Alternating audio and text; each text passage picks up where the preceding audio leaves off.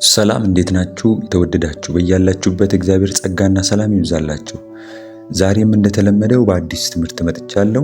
እንግዲህ በዛሬው ትምህርት ሰውን ወይንም የምታውቁትን ሰው በህልማችሁ ካያችሁ ምን እንደሆነ አብረን እንመለከታለን።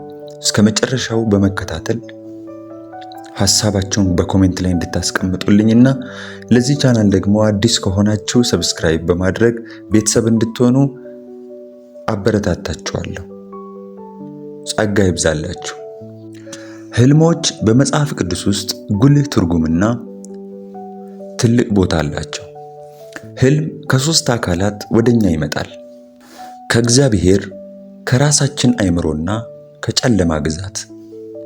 መንፈስ ቅዱስ በውስጡ ያለ ሰው ህልሙ ከየት እንደመጣና ትርጓሜውም ምን እንደሆነ መለየት አያቅተው። ቢሆንም ለመለየት አንዳንድ አካሄዶችን እንመረምራለን።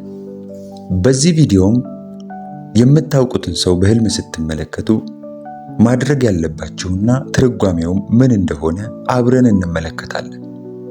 ስለዚህ ይህንን ቪዲዮ ላይክ በማድረግ ጀምሩ። የመጀመሪያው የምናውቀውን ሰው በህልማችን ስናይ ምክንያቱ አንደኛ ለነሱ ለመጸለይ ስትመረጡ ነው። አንድን ሰው በህልም ስታይ ለሱ ለመጸለይ አሁን ሰዓቱ እንደሆነ ምልክት እየተሰጠ ነው። ህልም መንፈስ ቅዱስ ከኛ ጋር የሚገናኝበት አንዱ መንገድ ነው። እናም አንዳንድ ጊዜ እግዚአብሔር ለነዚህ ሰዎች እንድንማልድ በልባችን ያስቀምጣቸዋል። ህልሙን ሙሉ በሙሉ ባትረዱትም ነገር ግን በህልም ውስጥ ያያችሁትን ሰው ወዲያውኑ ስሙን ጠርታችሁ መጸለይ ትልቅ ጥበብ ነው። አንደኛ ጢሞቴዎስ 2:1-2 እንዲህ ይለናል፣ ልመናና ጸሎት፣ ምልጃም ምስጋናም ስለ ሰዎች ሁሉ፣ ስለ ነገሥታትና ስለ መኳንንትም ሁሉ እንዲደረጉ ከሁሉ በፊት እመክራለሁ። ያ የተመለከታችሁት ሰው ባይነግራችሁም አስቸጋሪ መከራ ውስጥ እያለፈ ወይም ጸሎትህን የሚጠይቁ አስቸጋሪ ተግዳሮቶች ገጥመውት ብቻውን እየታገለ ይሆናል። እግዚአብሔር ይህንን ሲያሳየን ለተቸገሩት ሰዎች ኃላፊነት ወስደን እንድንጸልይ አጽንኦት ሰጥቷል። በመንፈሳዊ ወይንም በስሜቶቻቸው ጦርነቶች መካከል እንድትቆሙ የሚጠይቅ የእግዚአብሔር መንፈስ ነው። ከእንዲህ አይነት ህልሞች ስትነቁ ለሚሰማችሁ ስሜት ትኩረት ስጡ። ብዙ ጊዜ የጥድፊያ ስሜት ይቀላቀልበታል። ችላ ሳትሉ ይልቁኑ ለደህንነታቸው ጸልዩ። እናም መንፈስ ቅዱስ እንዲመራቸው ለምኑ። 2. ያልተፈቱ ስሜቶች በመካከላችሁ ሲኖሩ። አንድን ሰው በህልም ስታየው በአንተና በዚያ ሰው መካከል ያልተፈቱ ስሜቶች ወይንም ያልተጠናቀቀ ጉዳይ እንዳለ ያመለክታል። ከግለሰቡ ጋር ያለህን ጉዳይ መፈተሽ ጀምር። ያልተፈታ ግጭት፣ የተደበቀ ስሜት ወይንም ፍቅርና ናፍቆት ሳይቀር ህልሞች የተደበቁትን የልባችንን ክፍሎች ሊገልጡ ይችላሉ። መጽሐፍ ቅዱስ በግንኙነታችን ውስጥ ስለ ፈውስና ስለ እርቅ ተናግረዋል። በማቴዎስ 5:23-24 ላይ እንግዲህ መባህን በመሠዊያ ላይ ብታቀርብ በዚያም ወንድምህ አንዳች ባንተ ላይ እንዳለው ብታስብ በዚያ መሠዊያ ፊት መባህን ትተህ ሂድ። አስቀድመህ ከወንድምህ ጋር ታረቅ፣ በኋላም መጥተህ መባህን አቅርብ የሚል ግዳጅ ተቀምጦልናል። በአንተና በዚህ ሰው መካከል ግጭት ከነበረ ህልምህ ከእግዚአብሔር ዘንድ እርቅን ለማውረድ እንዲሁም ከዚህ ሰው ጋር ያለህን ግንኙነት እንድትመረምር እግዚአብሔር እየጠየቀ ሊሆን ይችላል። እነዚህ ህልሞች እንድትታረቁ፣ ቁስሎች እንዲፈወሱና የእግዚአብሔርን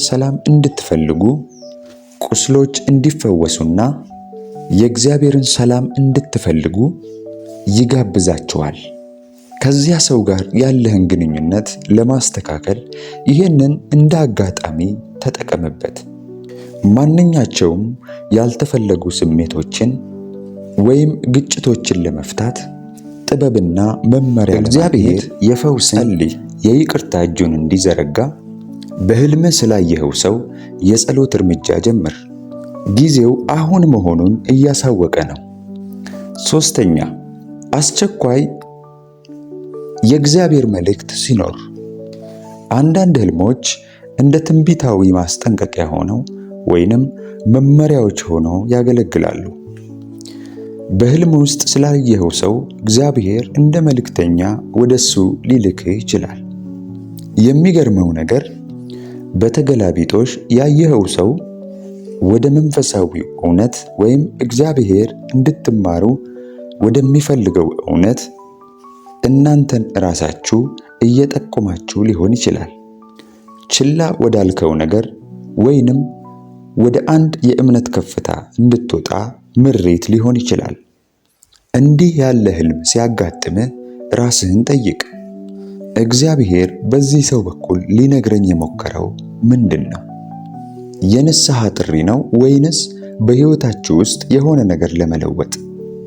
ይህንን በትኩረት ተከታተል። እግዚአብሔር የሚናገረው በረቂቅ መንገድ ነውና። በሕልም ውስጥ ያየኸው ሰው ነፍስህን ለመምራት የታሰበው ከእግዚአብሔር የሆነ መልእክት የያዘ ሰው ሊሆን ይችላል። አንዳንድ ጊዜ እነዚህ ሕልሞች በሰዎች ብቻ ሳይሆን በሌላ በግዑዝ ነገርም ተመስለው ይመጡ ይሆናል። ለምሳሌ ዮሴፍ ስለ ወደፊት ንግሥናው ሕልም አይተው ነበር። የተመሰሉትም በነዶዎች ነበር። ዘፍጥረት 37 5-10 ይመልከቱ። ፈርዖንም በሕልሙ ስለሚመጣው የ7 ዓመት ረሃብ ተመልክቷል። የተመሰሉትም በላሞችና በእሸቶች ነበር። ዘፍጥረት 41 ከ1-7 ይመልከቱ። በመጽሐፍ ቅዱስ ውስጥ አምላክ ስለሚመጡ አደጋዎች ለማስጠንቀቅ አስቀድሞ እርምጃን በሚጀምርበት ጊዜ ወደፊት ስለሚፈጸሙ ነገሮች ለመግለጥ ብዙ ጊዜ በሕልማችን ያረጋግጥልናል። እግዚአብሔር በአንድ መንገድ በሌላም ይናገራል፣ ሰው ግን አያስተውለውም። በሕልም፣ በሌሊት ራእይ፣ በአፍላ እንቅልፍ አልጋቸው ላይ ተኝተው ሳሉ ይናገራል። ሕልሙ ግልጽ የሆነ ማስጠንቀቂያ ከያዘ ከቁም ነገር ይውሰዱት፣ እናም ይጸልዩበት። የሕልሙ ስሜትና ሁኔታ ግምት ውስጥ ያስገቡ። ሕልሞች ብዙውን ጊዜ ኃይለኛ ስሜቶችን ይፈጥራሉ። በሕልም ወቅት የተሰማችውን ስሜት በትኩረት ይከታተሉ። የሰላምና የደስታ ስሜት ከተሰማችሁ ሕልሙ አዎንታዊ መልእክት ወይንም ጥሩ ዕድል የያዘ ሊሆን ይችላል። የመጣውም ከእግዚአብሔር ነው። ሐዘን ወይም ጸጸት ስሜት ከተሰማችሁ ግን ሰውየውን ለማግኘት ወይንም ያለፉትን ስህተቶች ለማስተካከል የተሰጠ ዕድል ሊሆን ይችላል።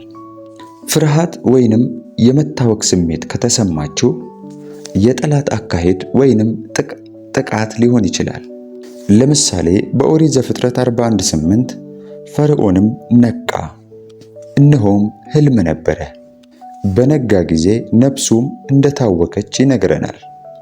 ሁሉም ሕልም ከእግዚአብሔር የመጣ ቀጥተኛ ሕልም አይደለም።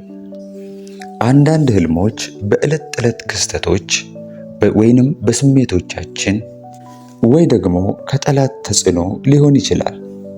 ዋናው ፈተናው ሕልሞቻችን ከእግዚአብሔር ቃል ጋር መስማማቱን ማረጋገጥ ነው። ሕልማችሁ ከመጽሐፍ ቅዱስ መርሆች ጋር የሚቃረን ከሆነ ከእግዚአብሔር አይደለም። ሕልም የእግዚአብሔርን ፍቃድ ካረጋገጠና ከቅዱሳት መጽሐፍ ጋር የሚስማማ ከሆነ መለኮታዊ መልእክት ነው። ያየኸው ሕልም ጉልህ ሆኖ ከተሰማ ነገር ግን ስለ ትርጉሙ እርግጠኛ ካልሆንክ መንፈስ ቅዱስን፣ አማካሪህን ወይንም መንፈሳዊ አስተማሪዎችህን ጠይቅ። አንዳንድ ጊዜ በዳንኤልና በዮሴፍ ታሪክ እንደሚታየው እግዚአብሔር በሌሎች በኩል ትርጓሜውን ሰጥቷል። በመጨረሻም የምታውቁትን ሰው በሕልም ማየት ብዙ ነገሮችን ሊያመለክት ይችላል። ነገር ግን ዋናው ነገር የእግዚአብሔርን የልብ ሐሳብ መጠየቅ፣ ከመጽሐፍ ቅዱስ ጋር ማመዛዘን እንዲሁም በጸሎት ፈጣን ምላሽ መስጠት ነው። ህልሙ ከእግዚአብሔር ከሆነ ትርጉሙን አረጋግጠው ወደ ትክክለኛው አቅጣጫ ምላሽ ይስጡ። እግዚአብሔር ንቁና አስተዋዮች ያድርገን።